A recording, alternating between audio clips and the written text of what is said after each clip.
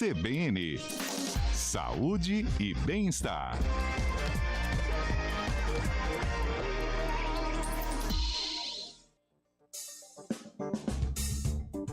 Agora 3h15, na nossa coluna fixa de hoje, a gente recebe mais uma vez aqui o médico Victor Vasconcelos, ele que é neurocirurgião e cirurgião de coluna.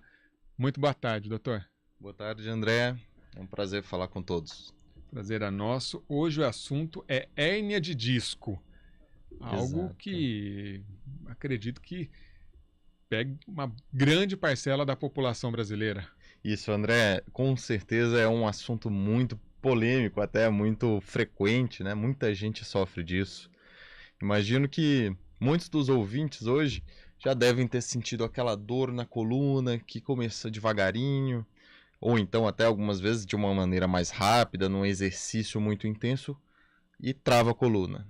De repente, André, o paciente começa a sentir uma dor que irradia aqui por trás da coxa, depois desce um pouco mais, né? Vai se espalhando aqui até a região da panturrilha, algumas vezes até alcançando o pé. Sempre na parte posterior da perna? Exatamente, muito frequentemente. Então, esses sintomas que normalmente pioram à noite, é uma dor meio esquisita, os pacientes falam, doutor, eu tenho uma sensação de dor como se fosse uma agulhada. Ou alguns pacientes falam, doutor, eu tenho uma sensação de dor que parece até uma queimação, né, irradiada, seguindo esse trajeto, que é a famosa e clássica dor ciática, né? Essa é, com certeza, uma das causas muito frequentes de dor e que incapacitam muita gente a trabalhar, aproveitar as férias, né? Aproveitar, muitas vezes, até atividades que não envolvam uma sobrecarga física. Sim. Até mesmo dormir, né? Tem bastante gente que refere, doutor, essa dor que desce da minha coluna, eu não consigo deitar sobre a perna que dói, porque dá uma sensação muito ruim, aquela mesma sensação do formigamento, de quando a gente deita em cima do braço, que acorda, né, aquele membro formigando.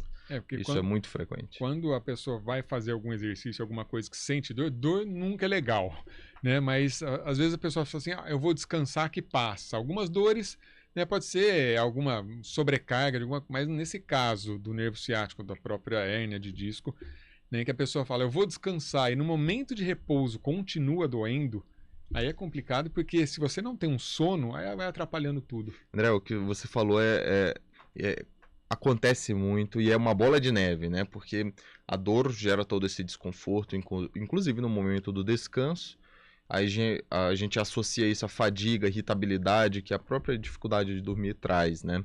No tocante a isso, para você ter uma noção da dimensão desse problema, aproximadamente 80 a 90% da população vai ter um quadro de dor na coluna lombar ao longo de toda a sua vida, né? E quando a gente fala de lombar, não é porque a hérnia é exclusivamente na lombar, mas é onde ela acontece mais frequentemente, né?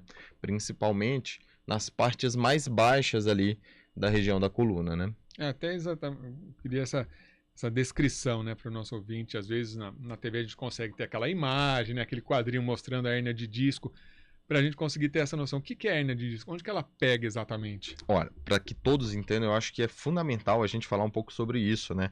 Porque é uma das causas mais frequentes, bem frequentes, né, da dor na coluna.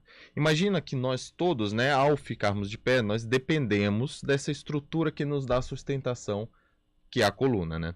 A coluna tem vários ossos, que são as vértebras, e entre um osso e outro, que dá essa sustentação, é onde a gente tem ali amortecedores naturais, que são os discos, tá? Os discos, eles são essa estrutura mais amolecida, que serve tanto para nos permitir ter movimento, né? Inclinar o corpo para frente. Flexibilidade. Exato. Como também para absorver os impactos.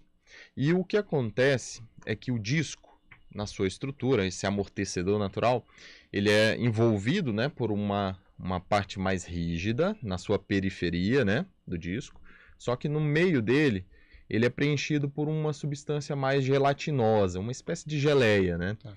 Isto, com o passar do tempo, essa estrutura vai se fragilizando e há um extravasamento, né, desse conteúdo mais mole do disco para sua periferia, já que ele está na coluna, por onde transitam ali as estruturas nervosas. ao risco de que esse extravasamento do disco comece ali a pinçar um dos nervos que passam na coluna. Daí é que surge a famosa e mais característica dor decorrente da hérnia de disco, que é essa dor ciática que a gente descreveu agora no começo, né? Então você começa a ter uma dor em decorrência da compressão desse nervo no trajeto por onde ele é responsável para dar sua sensibilidade. É daí onde surge a hérnia de disco. Agora, uma vez com essa dor, e acredito que não tenha uma idade, né, específica para isso, nesse caso, há um tratamento, porque a pessoa não vai ficar tomando remédio, tomando injeção, né? Você toma uma injeção, passa, volta, toma remédio. É caso de um tratamento a longo prazo? É um caso de cirurgia? Ou depende muito da pessoa? O ponto em que você tocou é fundamental, porque assim, quando falamos de hérnia de disco, até por o fato de ter o risco, né, da compressão do nervo, nós temos então também riscos de uma lesão neurológica, né, que se manifesta além da dor, né, e dessas alterações de sensibilidade, até com risco de perder o movimento, muitas vezes, do trajeto, né, do nervo, inclusive do pé, da perna em si. Então é importante falar disso, embora isso seja a minoria dos casos, tá? Só para a gente tomar como ideia geral, pode acometer todas as idades? Sim, mas é mais frequente naquelas pessoas entre 30 a 50 anos, que é quando normalmente o paciente já tem ali alguns efeitos da idade associado com os outros fatores de risco, que são normalmente sobrecarga, né? Seja ela em decorrência do nosso próprio peso, quando a gente está com sobrepeso, ou mesmo das nossas atividades. Há pacientes ali que fazem atividades, né, de trabalho, que levantam muito peso, e isso vai forçando, vai desgastando o disco mais precocemente. Além disso, tem pacientes muito jovens que têm hérnia, mas quando você acaba vendo, tem normalmente um histórico familiar. Então esse é o segundo fator de risco.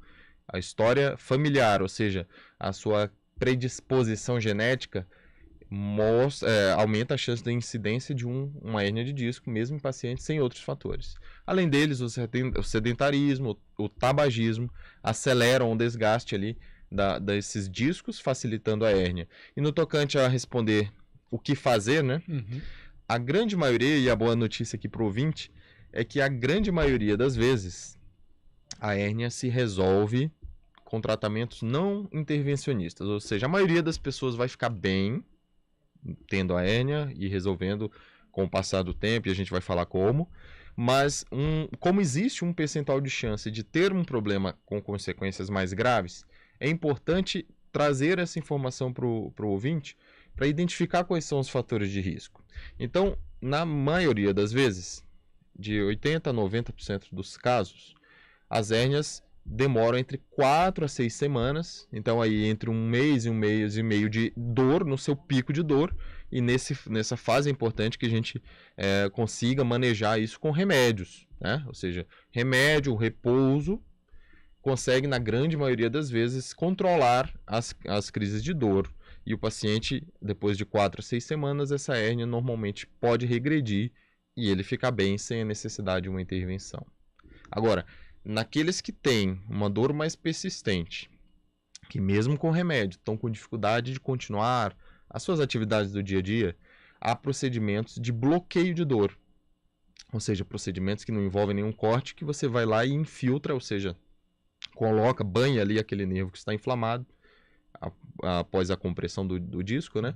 Banha aquilo com medicamento para que o paciente não tenha mais aquela dor. Isso facilita com que ele passe nesse pico de dor, ou seja, né, com alguma condição de boa condição de saúde, e consiga também reabilitar, que é uma outra importante etapa no processo do tratamento. Então, em resumo aqui, o repouso, o analgésico com algumas outras medicações e a fisioterapia, em 80% a 90% das vezes, consegue resolver o problema, e isso costuma acontecer entre 4 a 6 semanas.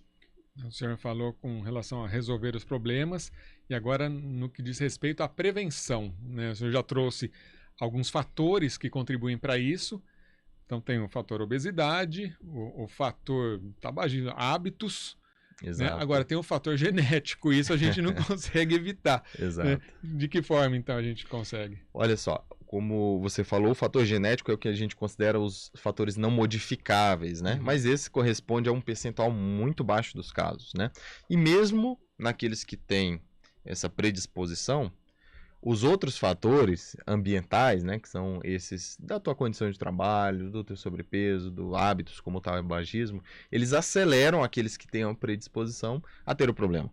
Então, como mensagem que eu posso passar, que o ideal para evitar, né, a existência, a doença, a hérnia de disco, você cuide dos fatores de risco. Como?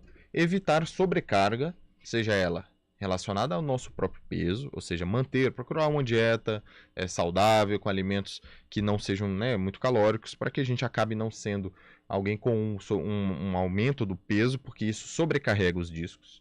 Além disso, né, fazer atividades físicas que condicionem toda essa musculatura que nos ajuda a suportar o peso do corpo junto com a coluna, diminuindo então a sobrecarga que vai exclusivamente pelo disco. Tá? Importante, aí só cortando, importante aí uma atividade monitorada, porque senão também, fundamental. Né, se for querer levantar um peso lá daquele jeito que acha que vai conseguir, aí vai piorar. Sair do sedentarismo sempre envolve, claro, atividades físicas e de preferência com uma orientação pelos próprios riscos que as atividades mal orientadas podem trazer. Além disso, evitar o tabagismo, evitar longos períodos na mesma postura e com exercícios repetitivos, principalmente se envolverem saltos, né? Sobrecarga de cima para baixo, isso aumenta o desgaste. E agora, em quem a gente acaba, né, não conseguindo prevenir com essas atitudes, nem remediar com os remédios, fisioterapia e repouso, é onde a gente tem os casos que demandam de intervenção cirúrgica. Tá. Quero agradecer. Chegou até uma participação aqui que não tem que estar estourando, mas eu vou ler aqui dele.